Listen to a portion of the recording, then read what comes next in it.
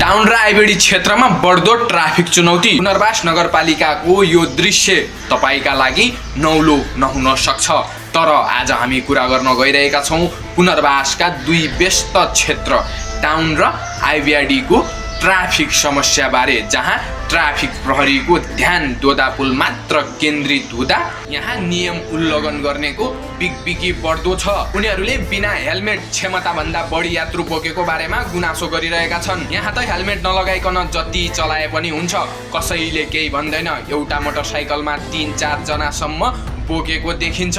दुर्घटना भयो भने कसले जिम्मा लिन्छ? स्थानीयले भने टाउन र आइबीआरडी बजार क्षेत्रमा बिना हेलमेट सवारी चलाउनु र सिट क्षमताभन्दा बढी यात्रु बोक्नु सामान्य भइसकेको छ।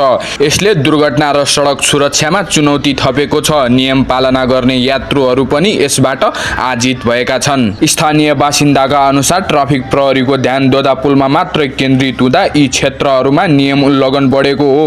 उनीहरू प्रहरीको उपस्थिति यहाँ पनि प्रभावकारी हुनुपर्ने बताउँछन्। स्थानीयहरूले ट्राफिक व्यवस्थापन सुधारका लागि केही सुझाव पनि दिएका छन्, जसमा व्यस्त समयमा गस्ती बढाउने, स्थानीय ट्राफिक सहायता पोस्ट स्थापना गर्ने, जरिवाना र निगरानी कडा बनाउने र सामुदायिक सहभागिता तथा सचेतना कार्यक्रमहरू सञ्चालन गर्ने लगायत रहेका छन्। स्थानीय बासिन्दाहरू ट्राफिक नियम पालना गराउन प्रहरीसँग सहकार्य गर्न पनि तयार छन्।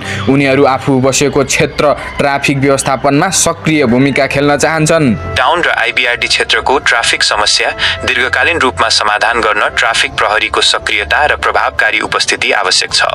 यसका लागि आवश्यक स्रोत साधन थप्नुका साथै स्थानीय नागरिक र सरोकारवालाहरूसँग समन्वय गरेर ट्राफिक व्यवस्थापनलाई सुदृढ बनाउनुपर्छ। यदि यसो हुन सकेमा यी क्षेत्रहरूमा पनि सडक सुरक्षा र अनुशासन कायम हुने अपेक्षा गर्न सकिन्छ।